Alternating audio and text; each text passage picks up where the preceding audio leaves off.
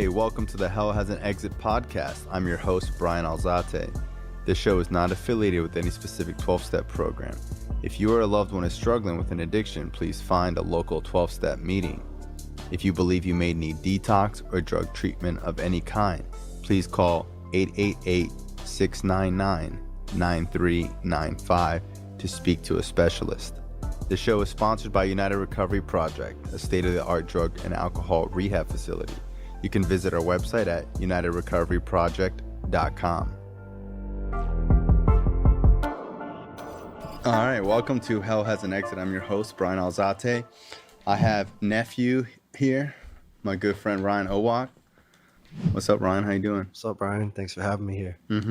So I think we've known each other like 10 years. 10 years probably, right? Yeah, maybe a little more than 10 years. Yeah.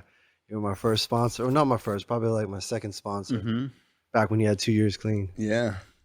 I remember that. You were such a good, well-behaved. Yeah, I was pretty well behaved back then. You were. A lot quieter. So, you got an interesting story. Obviously, your affiliation with Bang. And honestly, just seeing you get clean. Like, I just has seen you in and out for so long, bro. Years and years. And I would see you at the work release programs. You had on all the treatment centers. And, bro, I remember, just telling you, like, yeah, bro, I'll sponsor you, but you can't get tattoos for 30 days and you can't buy shoes or something like that. And you'd be like, oh, nah, bro, you're crazy, Too strict. Too strict. You're nuts. Can't buy sneakers. Yeah, what are you, nuts? No girls, no tattoos, no sneakers. For how long? What? That doesn't have anything to do with recovery. Yeah. That's the whole point of getting clean, right? Honestly, bro, like just seeing you the past 2 years stay clean and do the right thing and get involved in step work and going to meetings, I've seen the big difference. So I guess if you want to just dive into your story, like we're pretty much from the same town. Grew up in Davie, grew up in Cooper City. So if you just want to talk about like how growing up was like and take it from there. How the drugs are really big. They think like, oh, the drugs are only in the hood. No, the drugs are heavy in Davie, in Cooper City.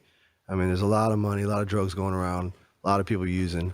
So yeah, I grew up in Cooper City, good family. I really have no excuse. I wasn't really molested. I didn't have a bad childhood, wasn't abused.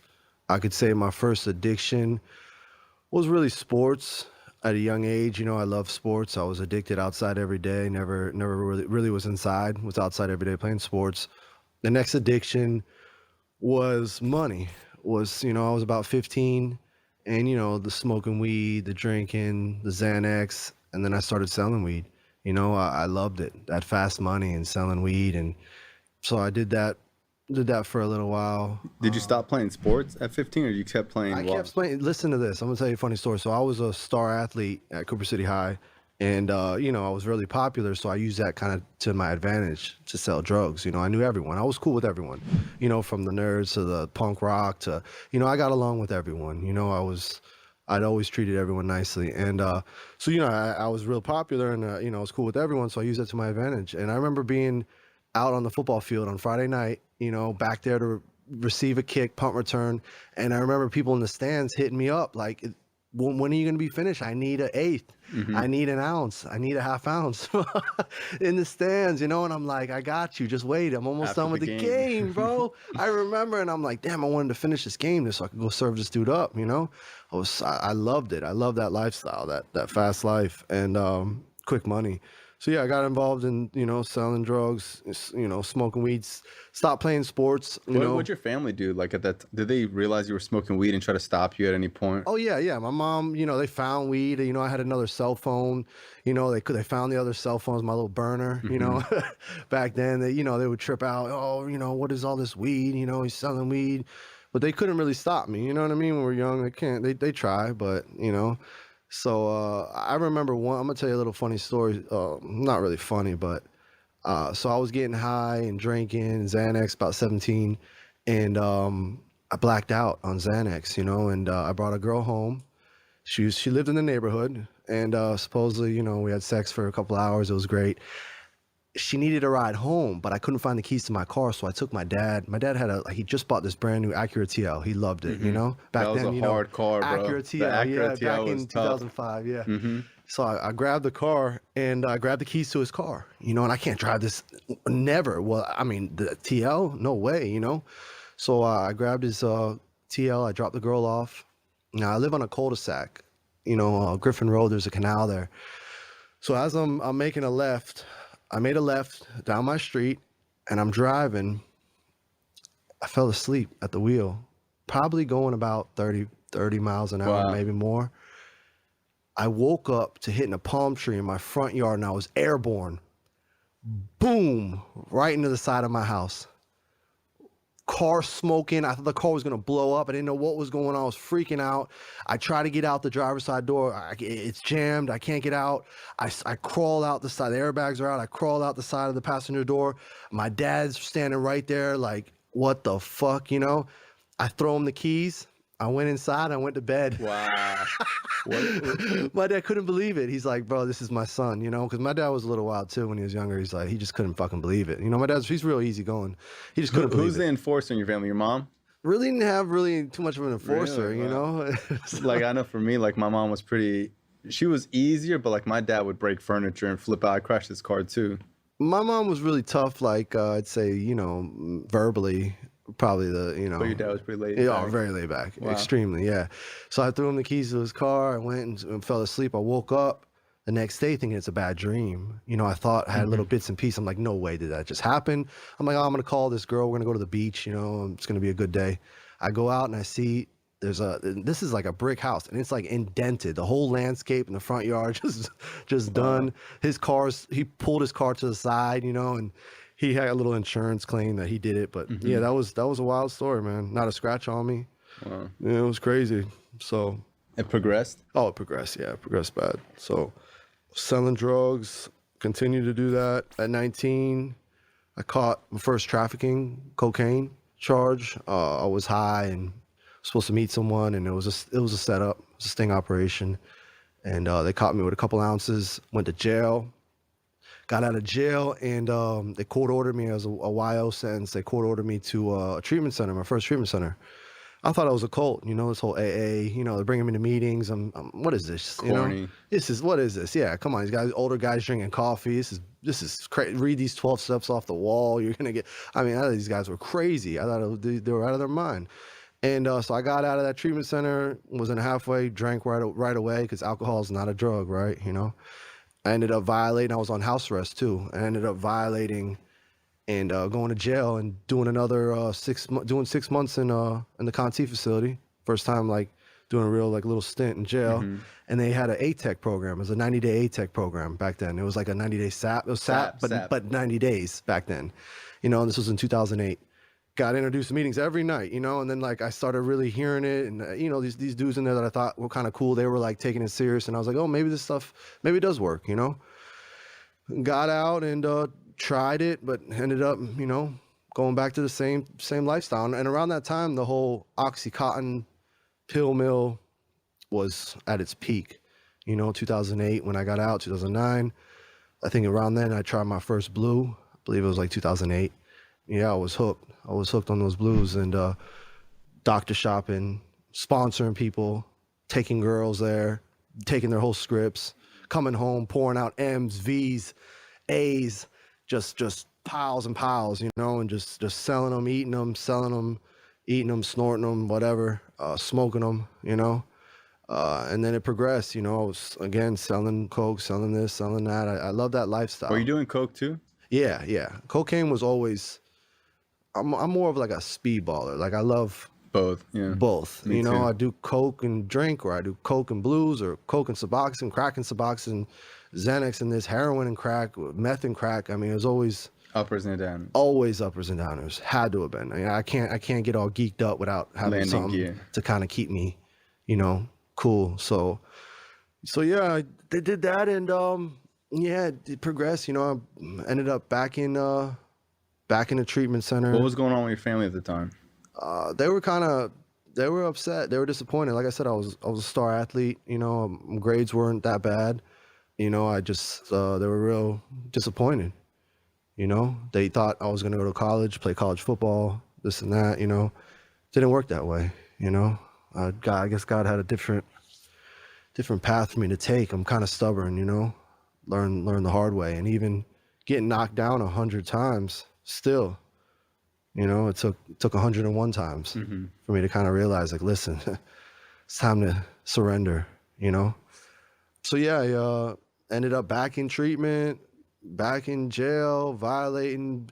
I mean, when I tell you like 10 years, it was Baker Acts, jail, rehab, detox, homeless, halfway house, jail, homeless, probation, community control, pretrial, drug court, homeless, jail.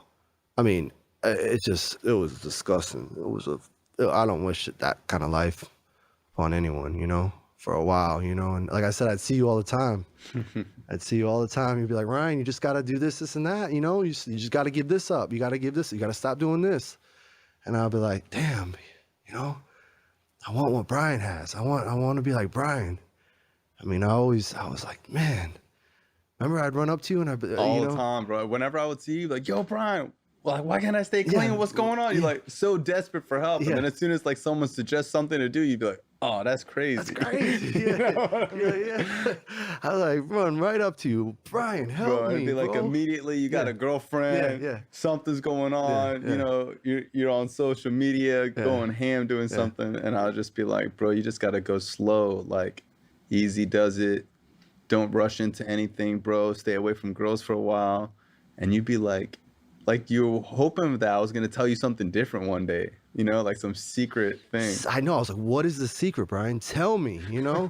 Jeez. And you'd be like, no girls. And I'm like, fuck, okay. Next thing you know, the next day at IRT, I'm hooking up with a girl in the laundry room, you know? I couldn't help it. I mean, I was just like, maybe I could do this, you know? Maybe there's a way around it. Maybe 90%, you know, what Bryan says. I could still on that 10%. And that never worked out, ever. Until I finally said, listen, Bryan, no tattoos, no girls, no this, no that. And it wasn't even for that long. It's just a test to see if you're able to surrender to that. I surrendered to you, yeah, to the program. Yeah, I and to remember what you had like to one say. day, you were clean for a while and you were like, bro, I'll do whatever. And I was just like, no shoes? You're like, I don't care about shoes. I was like, no girls? You're like, I don't give a fuck. I'll do whatever. Like, that's really when I knew that you're willing to do whatever it takes. And it's not really even about the buying the shoes or whatever. It's like, are you willing to not buy them? If someone asked you to, you know, are you able to be obedient for a second and just listen to somebody? And that's kind of the relationship with a sponsor that you have to really say that they're your sponsor. Because if you have a sponsor, you're not listening to what they do, it's not your sponsor, bro. That's just some guy you have as a name, you know, a sponsor by name. So tell me more like what happened in those 10 years. Oh, man. The worst neighborhoods, getting high all night in the streets, sleeping outside, sleeping behind abandoned buildings, robbing drug dealers, not caring to die. Like, not caring. They were scared of me. And these are killers in vicious neighborhoods here in South Florida. I mean, vicious. Were you more in Miami or more in Broward? More in Broward. I mean, every single hood in Broward, and trust me, there's some very messed up hoods in Broward. It was all Miami-Dade. No. Listen, Broward is very bad. Dade County as well. You know, I ran in Little Haiti, ran in Overtown, Little River. You know, it's definitely very Homestead, very, very vicious down there, you know, Lucy Street, you know, but I mean, I'm telling you, from Tatertown to Melrose Park to Deep Side, Shallow Side, Carver Ranches, Liberia. I mean, I ran hard in these hoods, like hard, you know, for years. You know, I slept outside and would wake up with, you know, on a cardboard box with rain falling on my face, you know, walking around with blisters on my feet, you know, just not caring, whatever I had to do. Like I would do whatever, you know, I would rob, I would sell girls, I would go try and walk with the prostitutes to protect them so they make their money, and then I'd take a little piece, or I mean, whatever. I mean, I've even robbed, like, I've robbed some people that, like, on the street that were helpless, and I feel terrible about that, you know. I was just so vicious, you know. I didn't care. I'd rob it. I don't care who you are. Biggest dope boy killer. I don't care. You know, I'm ready to rob you, and I tried to a few times, and they almost killed me. One time they told me, bring him to the back, you know, bring him to the back with a big knife. About to kill me, I swear. His name was 4-5. It was a straight killer over there in Tatertown. A week later, he killed someone out front of his house with a 45. Wow. Yeah, but he almost killed me, and I begged for my life. Please, I'm sorry, you know. Never come back around here again, white boy, you know. get from around here. And then I'd be in hoods where they'd be like, white boy, you need to get from around here. You're heating up the block. You're heating up the spot. You know what I mean? Like, you've been here for 3-4 days straight, you know, like running around. And you know, the police are like, listen, what do you want us to take you to Bark right now? Like, you know, you obviously need help, you know? And I don't know. I just kept going, you know, and BSO definitely helped save my life, you know, a bunch I'm not going to sit here and tell you, you know, they definitely did put the drug court, the judges, you know, they definitely saved my life, you know, rehabs, bark, private treatment centers. I mean, they saved my life, you know, even Baker Acts, you know, you know, hospitals. It's definitely a big part of my story, because without those places and, you know, getting involved and stopping me, I might not have been here right now speaking to you, you know? And what was going on with like your uncle and his business? Like, Oh man. what was your uncle like during this whole time, you know, because he's got to be like a super committed, and I know he's like crazy Christian guy. Yeah, I mean, he would pray for me. He would always tell me, you know, listen, he had his issues. My father, they all had their issues in the past, and they said, listen, it's God. God's the only one that's going to save you, you know, and all that. That's good. That's good to have, but ultimately it's God, you know? So that's what he would preach to me always, you know? And I remember being even just not a good nephew to him, you know? I remember stealing the, you know, where there's like, where's work van number 7? It's Friday night. It's 9 o'clock and the van's not back yet, you know, and I'm smoking crack at the Hard Rock, you know, gambling, going inside, driving around 2, 3, 4 in the morning on 441, you know, with a big red line van standing out, you know, cops that know my uncle, they're following, they're like, what is this? What's going on? You know, sleeping in the van, just stealing the van, you know, selling all the product out the van. So, you know, like people that are listening might not know. So like, how did your uncle go from selling, because how did he start in the supplement industry, you know? He was a science teacher. You know, he decided one day, him and my father actually helped him start the business, VPX, which is Bang Redline. Back in the day, my father and him got into business, and, you know, they started making products, and, you know, he had a little supplement store. He slept out of his supplement store. He stopped teaching, and, you know, just tried to make it big with the American dream. And, you know, it was tough. You know, my father would bring me there as a kid, and I wouldn't understand why my uncle was sleeping out, you know, in his supplement store. But, you know, me, him, my cousin, and another guy, we would package the stuff up. We would zip seal it. We would, you know, make sure everything was good, and we'd sell it. But yeah, he came a long way, and he gave me a lot of opportunity at a young age. 19, threw me in a sales pit with grown men, you know, making good money. They taught me a lot. They taught me a lot how to sell and how to write emails, how to do a lot of things college can't teach you, you know. At a very young age, he taught me, you know, by putting me in these positions, you know. I probably worked maybe a good 7 years total since I was a kid, since I was about 12, off and on for him. And he just kept giving you second chances. Yeah, I mean, well, the last time when I kind of stole the van, and it was just like, He was like, yeah, you know what I mean? And like, he even told me that they got it on the convenience store, you know, caught me selling drugs out of the van.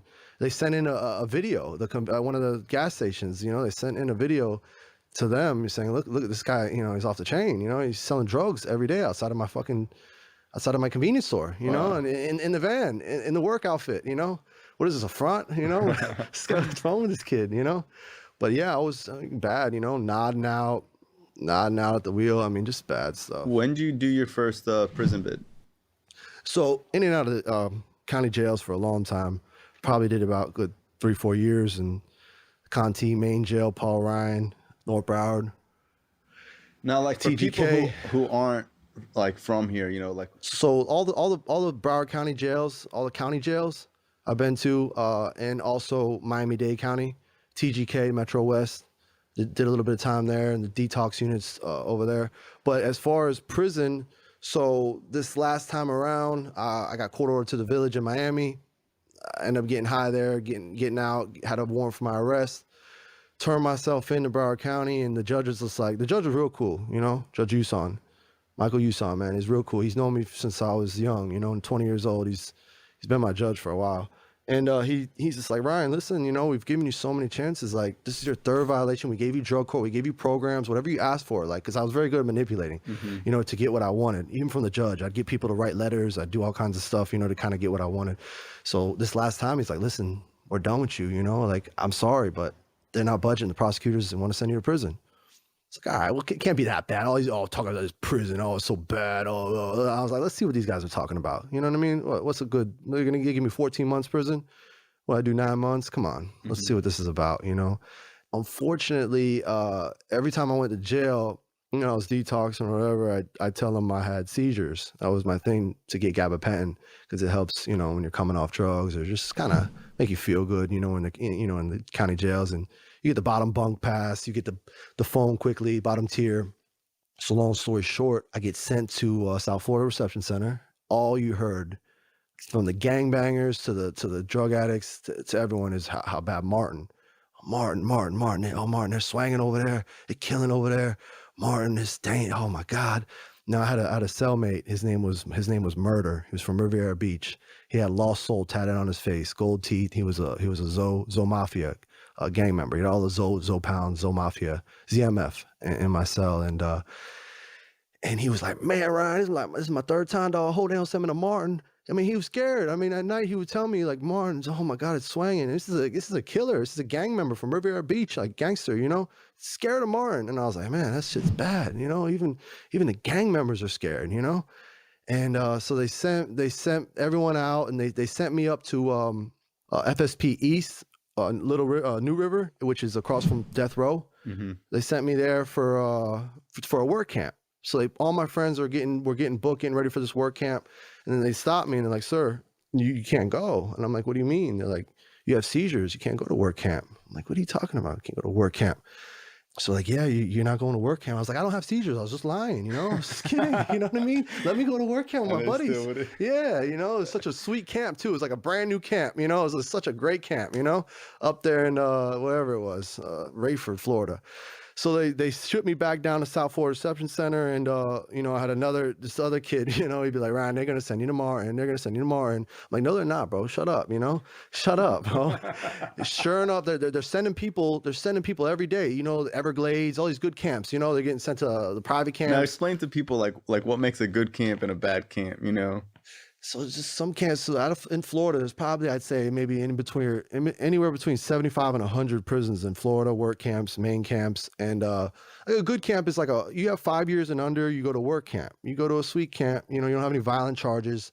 You go to a camp, it's not a max camp, it's a work camp or whatever, you know, or you're in a private camp where there's AC, you know. Then you got the Charlotte, the Martins, the gangland. It's called gangland, you know. It's straight killing, stabbing, gangbanging, you know. I might get in trouble for saying, hope I don't go back to Martin. I'm like, please don't go back to Martin.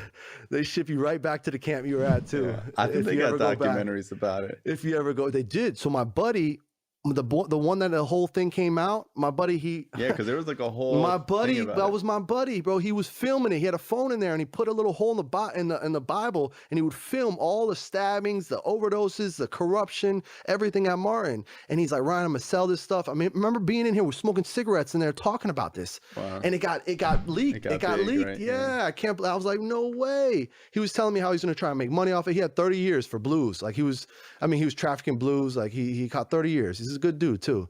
So anyways, long story short, they, you know, sure enough, they called my name. I said, where am I going? I said, you're going to Martin. I was the only one. You know, people getting shipped out 10 people at a time. They sent me only one. I'm like, why? It's a mistake, sir. You know, like I had butterflies in my stomach, you know? I mean, I'm not going to sit here and say, you know, I was a little nervous, bro. Of course. You know, I was a little nervous. I was like, oh man, now I'm gonna have to suit up heavy. It's gonna be something, you know? Sure enough, I get there. I mean, it's just, when I tell you that place is hell on earth, it's the wild, wild west. I mean, it's bad. You know, I get there and, you know, I'm smoking a cigarette in the cell with this, you know, this dude. He had 9 years. He was a gangster disciple and he was about to get out. And he said, Ryan, we were cool. You know, he was hanging out for a couple of days and he goes, Ryan, he goes, you know where you're at? They call this shit Murder Martin.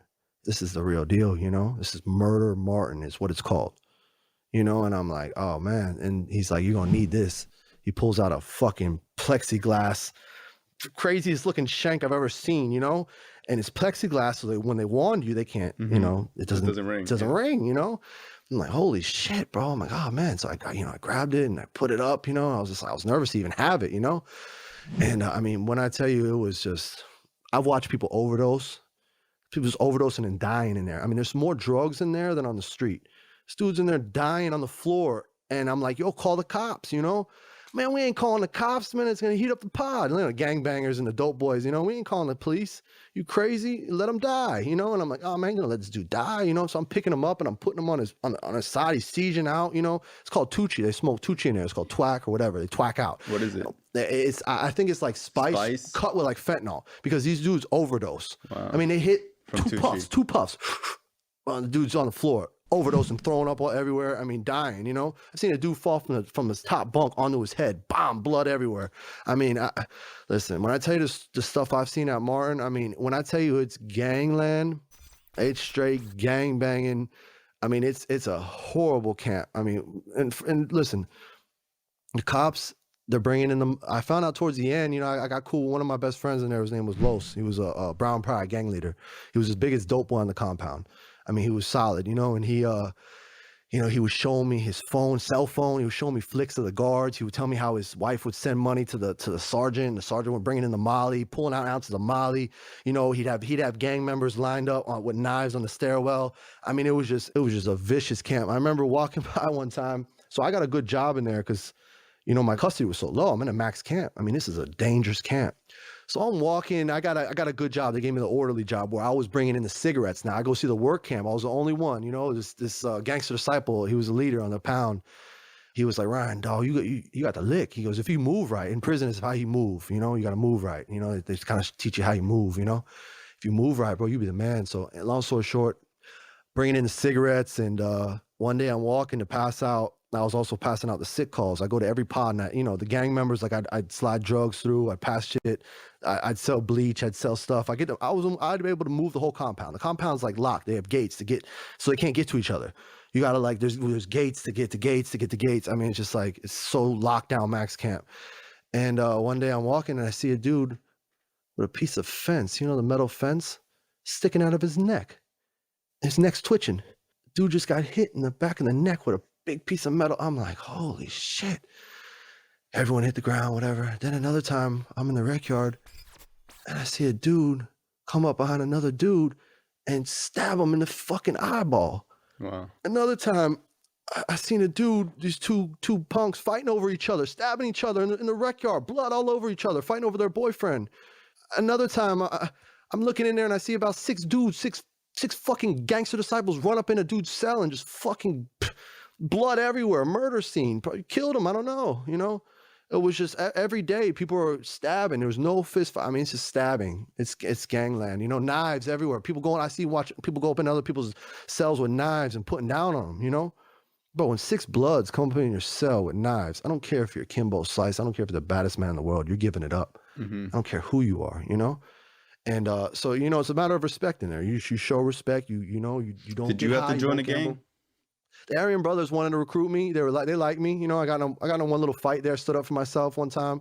They liked me, but they wanted me to go out and have a good life. And plus I wasn't really trying to, I mean, if you got more time than I had, if you had like a couple years or more and you're at that camp, you better believe you should join a gang. Mm-hmm. I mean, otherwise, you know, you're going to be in trouble, bro. Did people try you because they knew that you weren't in there that long? Yeah. One dude said, listen, majority of my pod had life sentences. Don't tell people what your release date is when you're going home. You'd never say that because they don't want you to kill you, you know? But it was cool. Like I said, I was a cigarette man. So like because they're jealous. My whole pod, like all the dope boys, the gang members, they'd all give me $20 cash. Like they would eat cash at Vizzo, swallow it, shit it out. Wow. They would give it to me. I would go, when I go to my job, I'd have cash strapped up to me. I would go get a pack of cigarettes. Each pack is $20. The work camp would come in. They would put it up their ass. I would give them the cash. The COs are drinking Bang. All the COs are drinking Bang in there. Matter of fact, I forgot to tell you that. So listen, one time I'm back in South Florida Reception Center and the CO's drinking Bang and they're all drinking Bang. It's crazy. And I'm like, yo, that's my uncle's drink. He's like, fuck you, MA, suck my dick, you know? Get back in line. And I'm like, what the fuck? And then I had this cellmate. He was this ghetto ass kid. He's like, yeah, right, bro. My father owns Monster. You know, they didn't believe me. I was like, fuck you, bro. Whatever, man. You know. So this one CO, they seen my last name. I was their worker, and she was like, I was like, bro, that's my. They're like, nah, they didn't believe me, you know. And when they found out, they were like, holy shit! Like I was a janitor for about 18 rooms, 18 people that had their desk in there. I went in there and I cleaned, took out the trash, I swapped, I was a janitor for them, and they were the classification. They were the doctors. You know, they would give me food, they would give me coffee. They were real cool, you know. And they were all drinking Bang. Every day I'll be taking trash out with a bunch of Bang. So they found out and they were really, really cool with me. They're like, what? He's not lying. Holy shit. So the one CO, she wanted to be a Bang model, you know? Hope she's not listening. And I was like, yeah, I got you. So she would like look the other way and I would get the cigarettes. She knew what I was doing, you know what I mean? But she would also pour Bang and let me drink Bang. She was real cool. How did it feel seeing like your uncle go from sleeping at the supplement store to like what he became? Whole Florida prison system drinking Bang. I mean, is in where he's at. I mean, it was crazy, honestly. Did you know it was gonna get that big, or did people like? He thought he was crazy. He came in 2011 with this drink. He's like, "This is Bang," and I was like, because I remember it used to be a pre-workout in like a blue bottle.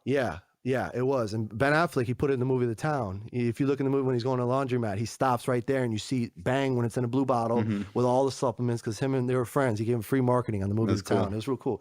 But yeah, so it was in a blue bottle, and then one day he came and it was in a can, and I tasted it and it didn't taste that well, you know. You got to kind of master the flavor, you know, especially when it's like that. It's a new carbonated. He never had nothing carbonated. And I was like, could be. I don't know. I wasn't really, we were like, I hope, you know what I mean? But I don't know. Was he convinced? Oh, he's convinced, bro. He was convinced from the beginning. Without a doubt. You know, it's going to be the biggest thing. He almost went bankrupt, and he was going to sell the whole company for a couple $1 million. And they just wanted the name Bang. They wanted the drink Bang. And he said, no, listen, you could have it all, but I'm keeping the drink Bang. Otherwise, we have no deal.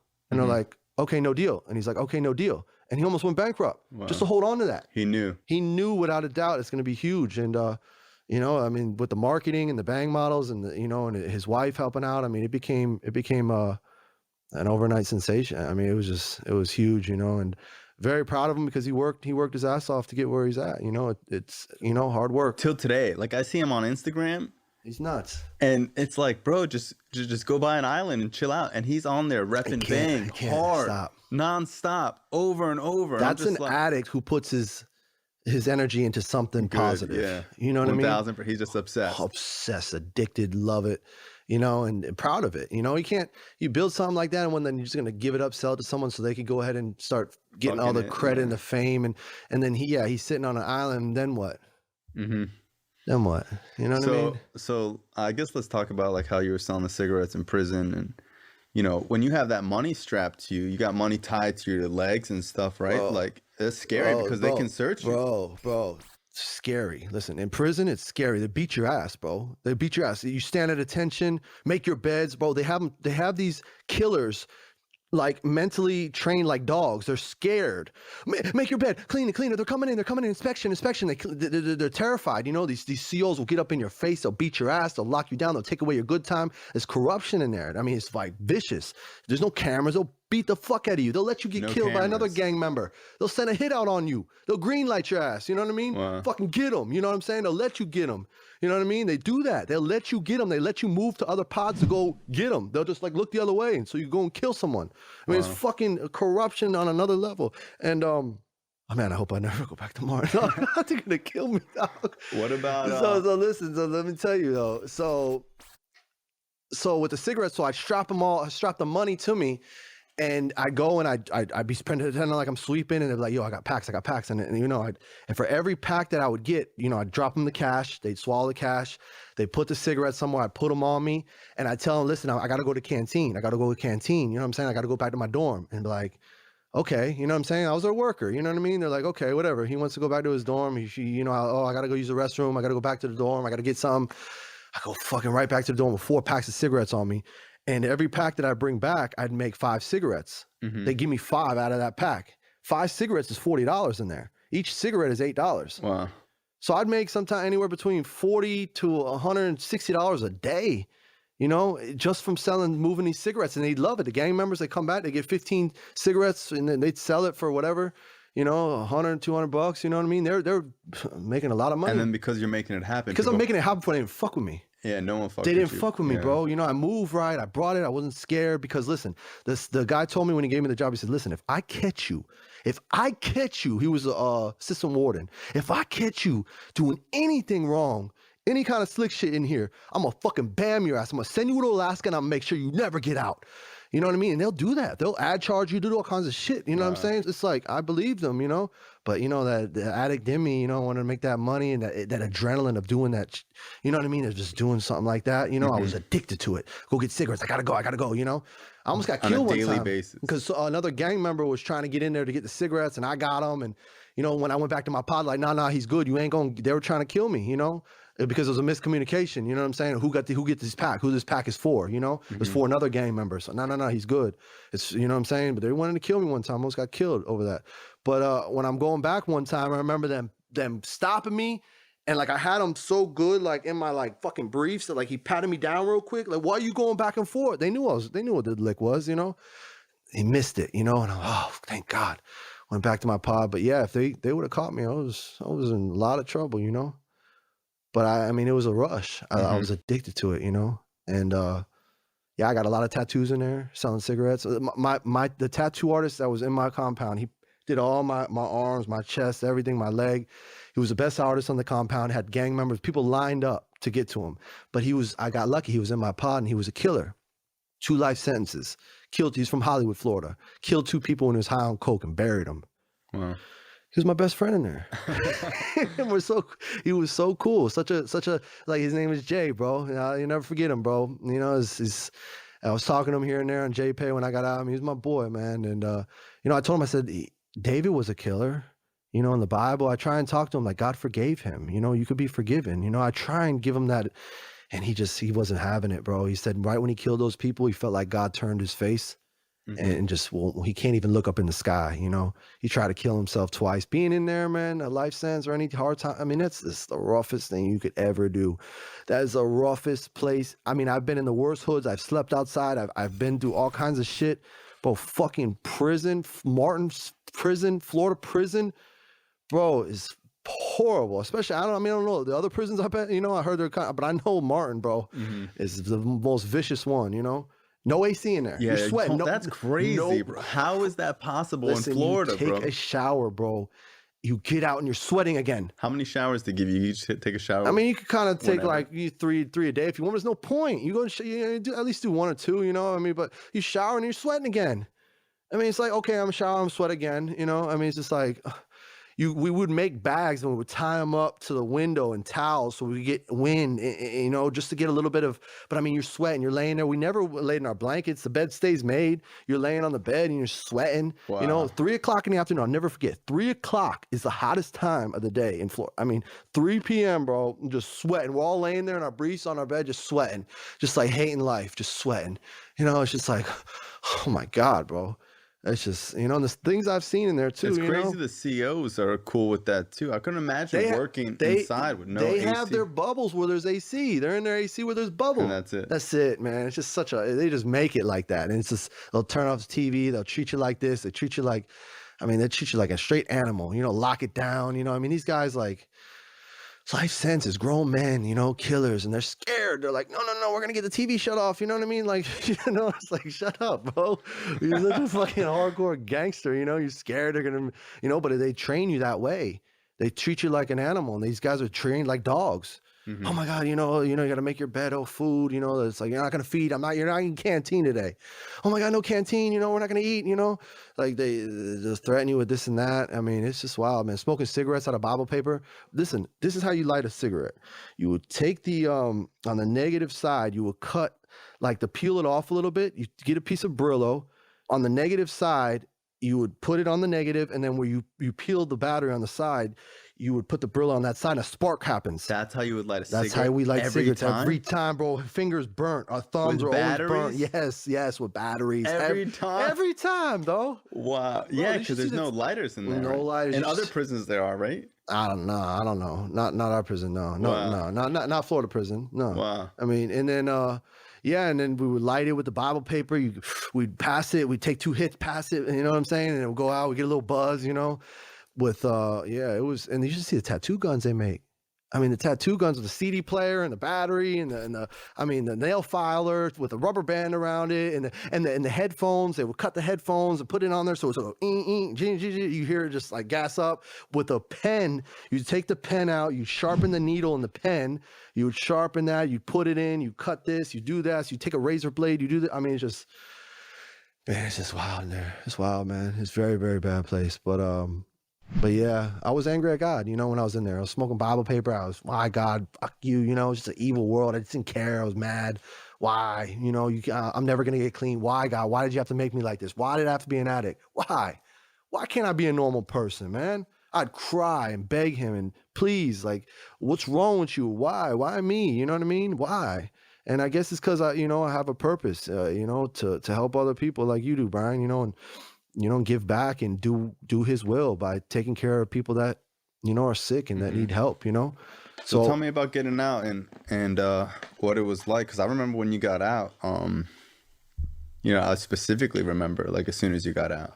Yeah, when I got out, man, back in the halfway house, and I'm just like, it was a little different, coming in there, I literally can't have anyone sit behind me. Like I've seen a lot of stabbings. Like I told you about a few. I've seen a lot. Like I can't have someone stand behind me. Like when I go out to eat, like I have to be back up against the wall. Like someone walks behind me, like I look back, I can't. Like I'm in the gym working out. Even now, people walk near me or they get too close to me. Like I kind of like, well, hold up. You know what I mean? It's just like, I don't know. It's just a natural thing now. It was never like that before. And so when I got out, I mean, I was in a halfway convicted felon, couldn't get a job, girl, back in a halfway. What am I going to do now? And trying to adapt. And then you don't want to violate it, go back. They don't want to violate it, go back. I'm just like, what the fuck, And I ended up, but when you get high, you don't really think like that, Consequences are just whatever. Yeah, it's just whatever, bro. It's just, you just want to get high.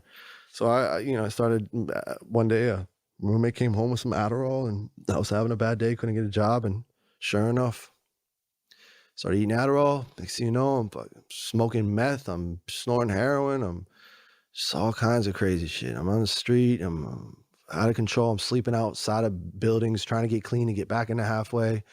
And probation at this time? Sober, no. First time in my life. In the last 12 years, no probation, no house arrest, no community control, no drug court, no nothing, no parole. So I was scot-free, but I mean, I can't get in trouble. You go back, they send you right back to prison. Yeah, once you get prison time. You go right back every time. Any little thing. I mean, not any little, I mean, it could be something little, you may not go back, but I mean, you catch something, your majority, you get points, it's called. You go right back to prison, and I'm sure they'll send me right back to Martin. But, God willing, that will never happen. Yeah, I ended up getting high and just going on a vicious run. And next thing you know, like it was New Year's Eve, and I was smoking crack and meth, looking in a hotel room, looking at myself in the mirror. So I don't know how I was in this hotel, I don't know where I was at. I'm looking in the mirror and the ball's dropping. 5, 4, 3. Everyone, I'm just taking a blast, just looking at myself. I'm just like, bro, I can't live like this no more, bro. I gotta stop. I need help. I can't. I'm over this, The holidays were always bad for me. It was always a tough time, Or never being around, being on the street, being in jail, rehabs, never around. I didn't like the holidays. So yeah, I'm called. My father my father picked up, and usually my family for a long time they weren't around. Like 6, 7 years. They just kind of. My mom wrote me off as dead. Like, bro, this guy is never gonna get it. Like, they just have to distance themselves. And my sister, she'd always kind of let me in the house. One time she called the cops on me. Your older sister? Older, Allie, yeah. Allie? She called the cops on me one time. I was on Flakka. Oh, yeah, talk about Flakka. I was on Flakka heavy. I was on Flakka and heroin, and I was nodding out. I guess she told me I was running around the house naked one time. She let me in. She said I was talking to myself, talking to people.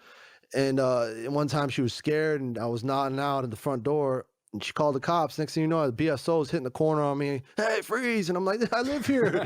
Please, like, let me go. She's, no, that's my brother. That's my brother. It's fine. Just let me in. January 1st, New Year's. January 1st, man, New Year's. I get a little ride to Bark Detox. Bro, I walked. I'm smoking crack and meth in the dumpster. I'm walking around the Bark Detox in circles for hours. Like the lady's like, listen, when I first kind of like she's like, we have beds still. We have beds, I'm like, oh my God, they have beds. Never happens. Never happens. Never. Never happens. We have beds. I'm like, oh shit, they have beds, but I couldn't go in.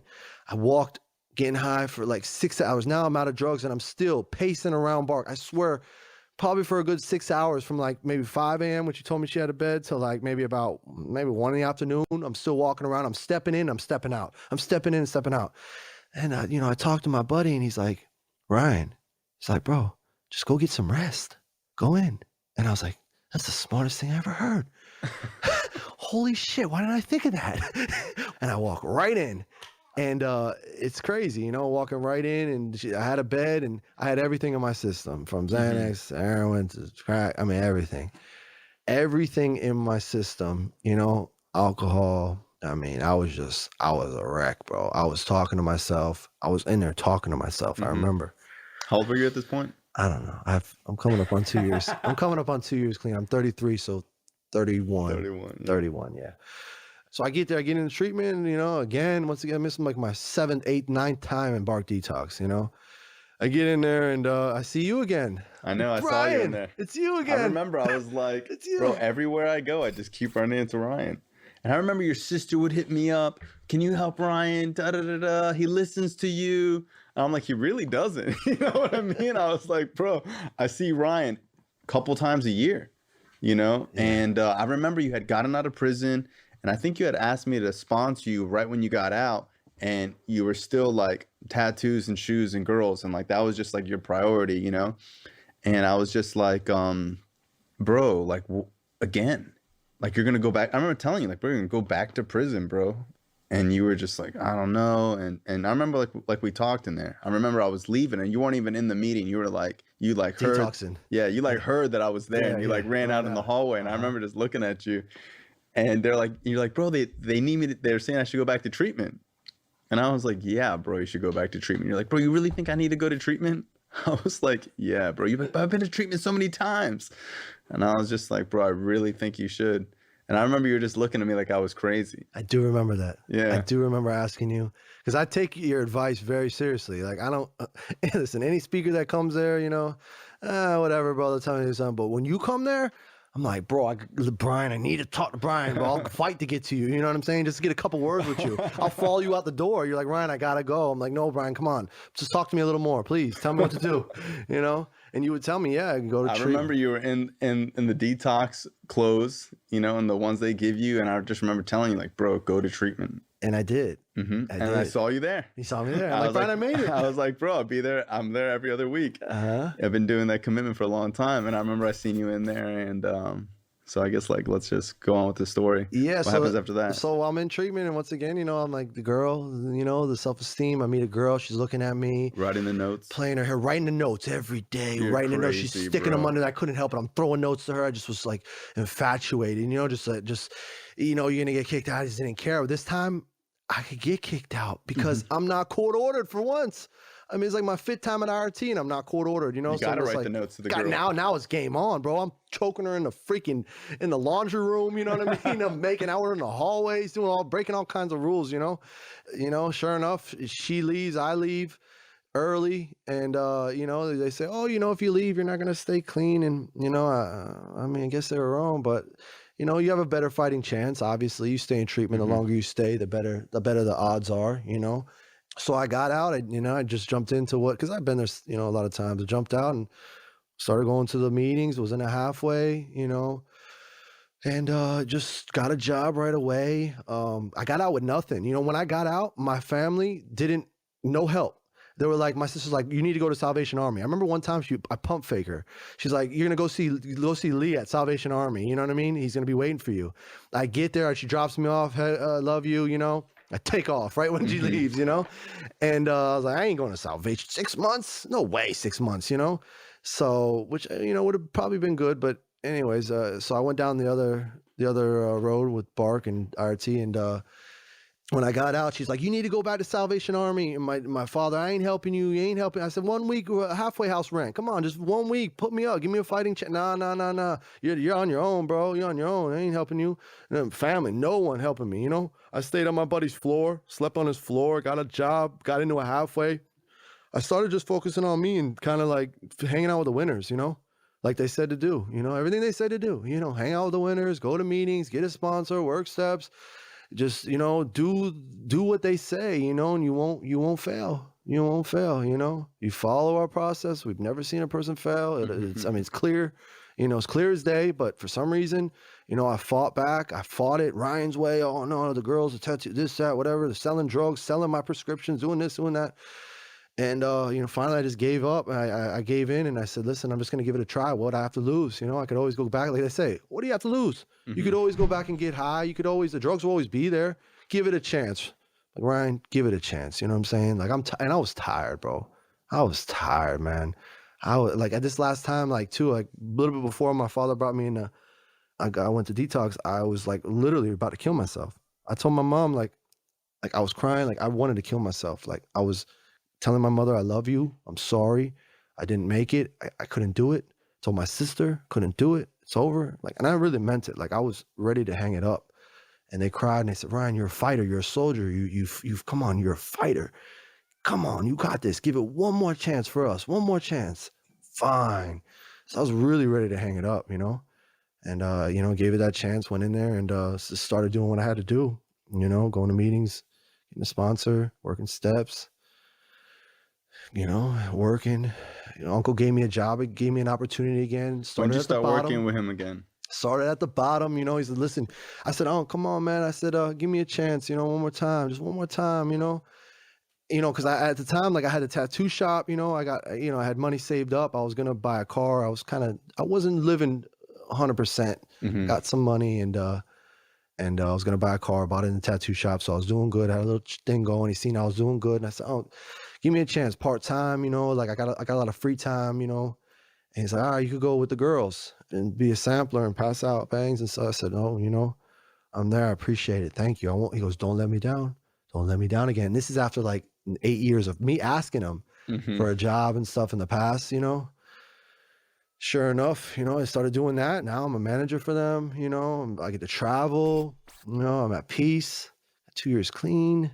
In 2 weeks, I'll have 2 years clean. Nice. It's crazy, man. I can never get 6 months. That blue key tag, man, I would be like, how is it possible? I see people get it and I just be like, no way, I want it so bad. I would do anything for that blue key tag, 6 months, are you crazy? You know what I mean? That's impossible because I've always get 30, 60, 90 days and go relapse, I'm like, how is this possible, bro?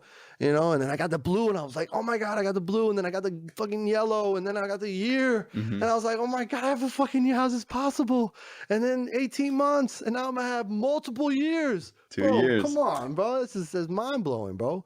And God, I got to give it to God. Like, listen, honestly, if it wasn't for God, like having so much mercy on me, I wouldn't be here. When did you start rekindling your relationship with higher power? It took a while. When I got out of prison, it took a while. Like even now, like I'm practicing it. It used to be really strong, my faith, but I'm practicing every day. I'll thank him, I'll thank him for another day. I'll ask him, let me do your will. Show me what you need me to do, and most importantly, just thank him. Just thank you. Thank you for another day. Thank you for allowing me to have money in my pocket, car, my own place, employment, peace of mind, I'm able to help others. I have sponsees now. Like my sponsee just called me. I'm giving him advice. It's like crazy, it's crazy. I'm giving other people advice. I'm speaking at meetings. I'm like, what the heck? How did this, me? Like, how am I able to now be of service to others? It's just crazy. I would never see myself. I'd see people speak at meetings. I'm like, oh my God, I can't wait to speak. But I even had like a speech ready for my blue key tag. I was like planning the speech, like how I did it, How instrumental was it like working the steps? Because I remember when I started sponsoring again, like I could see that there was like a level of willingness that I don't see in a lot of my other sponsees. Because like when you were like, yo, I'll do anything, you really were able, still are like willing to do like whatever. I could call you tomorrow and be like, yo, I need you to walk to Georgia. You're like, all right, bro, cool. If you need me to walk down the street naked right now, I swear I will. I believe it. It's life or death for me, And I know, like, taking heed of what you say, I latch on to you, because my life depends on it. You know what I mean? And the steps is where you tell me, and others have told me, the miracles happen and the And I recovery remember is. you started doing them, bro. I was like, yo, you got to do your first step. You All got right, to Joe. read this. You got to underline that. You got to define these. And Call these people. I Yeah. think like a week later, you were like, yo, I'm done. Done. Did it. Step 2, I Did it. gave you, you're done. We're Did going over it, you know? Did it. And Yeah. The whole Corona, the whole time. I mean, I took advantage, you know, and like I said, life or death, you know, and I want to have these miracles. And, you know, so yeah, what am I? I'm on step 7 now. Yeah. It's crazy. But I can never get past step 4. You know what I mean? I was just like, step 4, oh my God. You know, and then like step 4, I step 1, 2, 3, all these writing you have me do. I mean, I have a whole book of like 50, 60 pages of just fully written of, awesome. and it's great. And it's changing me. And I see what they talk about, you know, you get to see the awareness and you get to see like where you were wrong and what you've done. And you kind of get to realize like who you are, kind of how messed up you are, you know? Absolutely. And I always tell people like doing the steps is the biggest amends you can make to yourself, you know, like this is what you need. You know, it's not about like it's going to help others. And like it will when you get to step 12, but this is like, you know, when people get clean, they want to make up for lost time, and they make it up with the cars and the tattoos and the girls. And that's their mentality of making up for lost time. But you don't even know who you are, you know? It's like, bro, you're missing the big point. Like, no, you don't even know who Ryan is. How are you going to go buy a Gucci belt? You don't even know who the fuck you are. Not to say that you can't buy material things and material things are bad, but there needs to be a priority with the spirit. There needs to be a priority with how you organize your brain, because when we're using, we got blame over here, we got victimization over here, we're mad at this person, we got resentments all over the place. Our whole life is fucking a big fucking disorganized mess, and that's in your head. So you wonder why you don't have peace. You wonder why you have anxiety. You wonder why you're depressed, why you can't sleep at night, while you still feel suicidal with 6 months clean, you know, and the girls ain't helping, and the money ain't helping, and all this outside shit ain't helping. And when you do the steps, you get to organize. Yo, this is your 4th step. This is shit that you were not responsible for.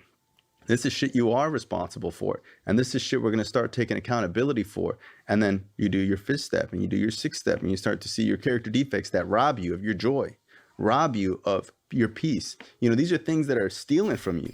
Your character defects are hurting you, destroying you, you know? And we get to amend those situations, and you focus on your assets in step 7 and so on. And if you don't do that, there's no point in staying clean.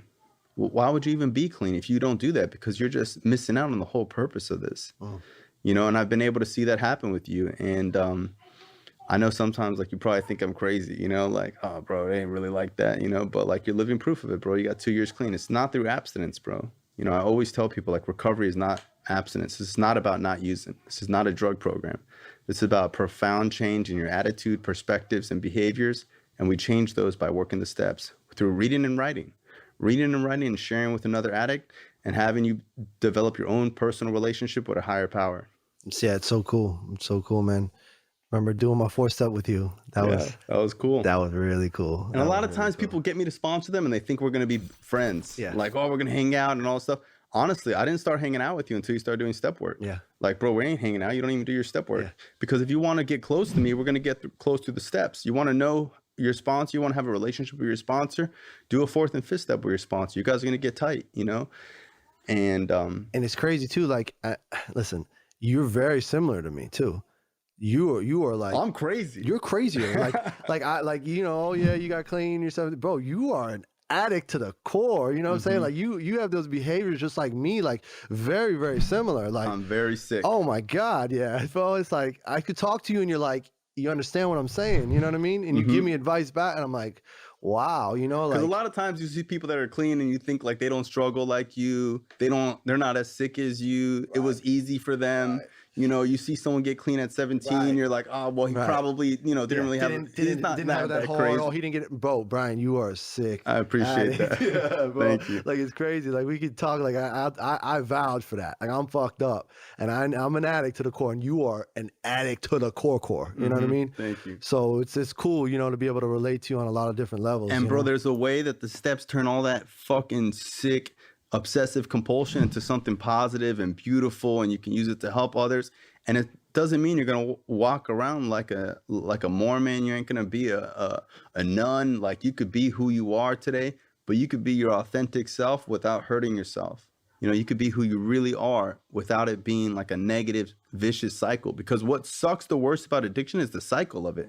It's not like, oh, we fucked up and we're looking in the mirror, fucked up on crack again. It's like again and again and again. Like the cycle is what makes it so miserable. It's Groundhog Day. How did I fuck up another Christmas? How did I fuck up another New Year's? Again. How did I get here? Again. Yeah, just use over one, and just over one, and just over one, and right? over. Yeah, Started just with one. Adderall. Now I'm here again. Yeah, just one Adderall, just a half Adderall. I mean, come on, just bro, just a sip of beer. Come on, just a little hit of a joint. Don't hurt nobody. You know what I mean? They used to say, like, I used to say, oh, come on, bro, my father can do it. My people in the neighborhood I grew up can do it. They used to tell me, like, how are you gonna let this, Ryan? How are you gonna let this little blue pill control your life? It's not even. It doesn't even exist. It's not even real. It's not have any life in it. It's gonna let you control your life. This little thing. What's wrong with you, man? Be a soldier. Be strong. You know. Like it was about being strong. Be about being strong. What are you, weak-minded, son? You know. And I'm like, damn. Maybe I. And I always grew up with that competitive, strong mentality. To be Surrender a man. is not in your blood, Being bro. tough. Yeah. Surrender, bro. Nah, bro. I'm gonna try it this way, and I'm gonna figure it out. You know. I'm gonna be able to do just one. You know what I mean? I'm gonna be able to be like the people I look up to in my life. There's an easier, softer way. Yeah, every time it felt. I mean, when I tell you 1,000 times I've tried it a different way, you know, it didn't work out, you know, and they said, just surrender. And I'm like, oh, that's giving up. I'm not a quitter. I'm not going to surrender. And I'm like, bro, but they say surrendering is winning. When you surrender, you win. You're winning. You're winning. You know what I mean? And bro, it's truth. I've been winning, bro. These past 2 years, I'm winning, Brian. You know what I mean? And I appreciate you being in my life and supporting me and always picking up my calls, always taking me through the steps, being there for me, giving me great advice. If it wasn't for you, honestly, I don't even think I'd be here right now. Appreciate that. Thank Seriously, you know, I love you. I love you very much, but I think we're pretty much wrapped up. Just want to say, you know, it's been amazing to watch you stay clean. Out of anything I do, bro, like work, whatever, cars, like all this outside bullshit, like I tell people all the time, like I've sponsored hundreds of people. I've probably taken a couple through the steps, probably only taking 4 people through the steps out of hundreds. I'm almost there. You're almost there, bro. And like, you know, I hope to God that like you make it to that 12 step. And, you know, I remember like I completed my 12 steps when I was 19. I was a kid, maybe 18, the end of 18, you know, and it changed my life. Like, it doesn't matter how old you are or what you've been through, like the steps work. So love you, bro. I love you too. Thanks for Appreciate it.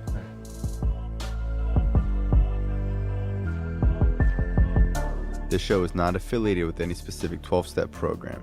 If you or a loved one is struggling with an addiction, please find a local 12-step meeting. If you believe you may need detox or drug treatment of any kind, please call 888-699-9395 to speak to a specialist. This show is sponsored by United Recovery Project, a state-of-the-art drug and alcohol rehab facility. You can visit our website at unitedrecoveryproject.com.